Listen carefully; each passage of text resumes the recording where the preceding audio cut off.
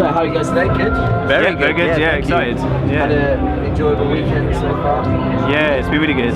Friday we played in Leeds, which was amazing. It was our first Leeds and Reading, so that was really cool. And then yesterday we did a bit of homework and just catched up with a few friends, people we've toured with before. And yeah, just saw some of the bands that we've been like playing with and want to play with and respect. And then today, we just played our show on the lockup stage, which was incredible. Very good. Yeah, we've not even been here as punters. No, so it was our first sort of Reading experience. Yeah. And I've been going here for about 10 years, I think. Cool, right, so you're a veteran. Big, yeah. It's just getting big, every year. Like, I mean, this year I'm not sure there's 1 or 2 extra stages, but it's definitely really expanding. Right, I'm sure Reading love it. Yeah. The town. I'd imagine it must bring quite a bit of money. I think you can buy mud. Oh right, yeah. Money and mud. I think money and mud. Right. Yeah. Especially the hotels. Yeah, they must love it. Yeah, and the shops as well. Yeah, home base B&Q definitely. Yeah. We were thinking about buying loads of Wellington boots and just selling them as merch. Yeah, a little backhanded money maker. Creative with the money. Always you got to find new revenue streams. Digital age. Do something that's useful. Give a bit back, you know. Yeah. So I mean, like you said, it's the first time we've ever done Reading and Leeds and stuff. Like how did it all kind of come together? Was it just that obviously you've got Si and Matt kind of working hard behind the scenes to do it and stuff? Yeah. It's been in the works for quite a while. So. Yeah, I think so. We've got a really good agent. We played a lot of the other main festivals. We just never got around to doing Reading and Leeds because we had our album cycle and stuff, so we didn't do it last year. So it was kind of inevitable, but I think the time was just sort of right to play it. And we were just so happy that there was such a warm reception and the people seem really passionate and they really care about us playing, which even now still sort of humbles us really. You know, it's amazing to see people who are wearing your t-shirts and singing your songs. Yeah. With festivals, you're never really sure, is anybody really going to be there the time of day you're on? Are you going to clash with someone else? But luckily, every time seems to fall in place, which is a real testament to sort of our fans that sort of turn up. I mean, I guess in the last year you guys have kind of things were built, I guess, quite quickly in the way stuff. It seems like the reaction to the new record after kind of do you guys call it an EP or a mini album?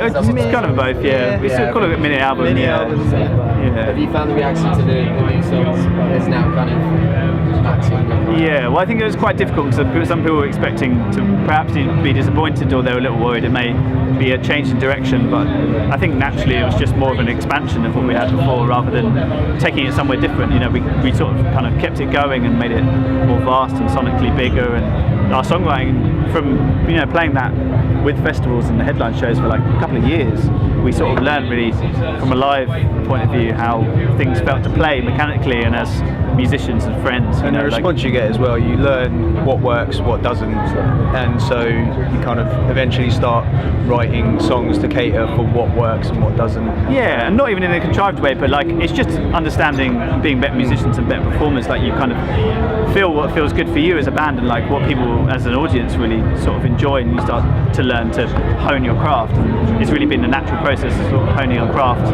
playing shows like Reading and Leeds. I mean, I guess like you had the album in the works for quite a while, wasn't it? Really, in the end. So you guys itching to kind of keep writing and keep moving straight into kind of do stuff, or do you want to let that settle? No, we like the momentum's like really the big part of things. You know, when we tour, we get really good by the end of the tour, and then we finish, which can sometimes be frustrating. So we try and keep the momentum stuff going. And with the album environment was so exciting and so organic that we just kept going from as soon as we finished the album, and it was time to sort of get on the mixing and mastering. We just kept writing and sort of rehearsing, and we're doing that now, just building up more album stuff to play live. I think it's just best to not sit on things, and just kind of definitely keep the ball rolling. Because in shows and stuff you can get really good at playing your stuff, but when you're rehearsing it's good to try and every practice write new stuff, and it influences how you play the old stuff. We play stuff differently live as it is on the record anyway, because for us it's more exciting to do that. And I think like the momentum of bands is arguably maybe more important. You know, like I mean, I think like 10 years ago, or whatever, like you expect an album every like 3 years or something. Yeah, right. Everyone's like so. Yeah. I guess they got that. Everybody's listening to music. He's there, and it's kind of. I think it makes that 2-year or 3-year cycle, whatever it used to be, kind of common feel a lot longer. Yeah. Everything seems to happen so much. I think people consume music very differently to how they used to. Like now it's a little bit more exciting, more interactive, and I think people, rather than having a more traditional approach of releasing an album, sitting on it and playing it for 3 years, now we're sort of trying to do like live sessions and try and do little projects and EPs and work with people. And, yeah, as you say, keep that momentum going. I think it's like you've got to keep a balance between not overdoing it, keeping people a little bit starved so they want it, but not holding back too much, and you've got to give them some content, some little tidbits here and there. You just got to kind of get a balance really between giving them and not giving them stuff. Yeah. So what kind of obviously, like you said, you've done UK wise, you've done pretty much all of this stuff. UK ones, like some We've not done downloads. I haven't actually played download, no, but I think I'll probably happen next year. I mean, we probably would have done it. It's like collection. Yeah, there's certain things that's worth playing, and you shouldn't play them all. And there's a natural sort of path you take, and I think. And then occasionally chuck in a huge, terrifying sports toy. Yeah, so it's been exciting. Yeah. Was that ridiculous? Like those kind of stuff. I spoke to the guys from We Are the Ocean. Yes. Yeah, we played with those in the same shows. Yeah. It's like they were saying it was just. It's another world. Like, in terms of a production and like a machine, it was a beautiful thing to witness how they set this almost small city up in a football stadium to run this show. And it's really nice to see 3 guys playing rock music and doing it, you know, to a world stage level. You know, in terms of production and how they play stuff and the way they use technology and the way they think about delivering something very coherent. We learn a lot from doing those shows. Yeah, definitely. And it's when we drove up, I think we just looked at the scale of their production, and just remember thinking, all of this is for 3 little guys. Yes. Stand out.